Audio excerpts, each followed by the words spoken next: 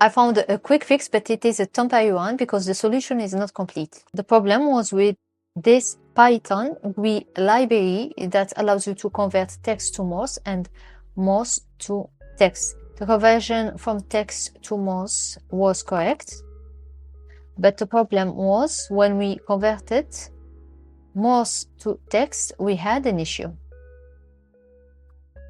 The last character wasn't converted correctly. All I had to do is to remove any written character and add a space at the end, and the conversion will be correct. But this is not a viable solution. So what I've did is I just went to the source code and where the conversion is triggered, and I added these spaces to the text to be converted. So I commented out the original call for the conversion, and here I added this space after stripping out any other space. So now if you run the code,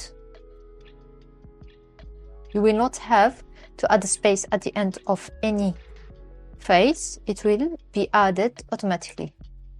This is a text I want to convert.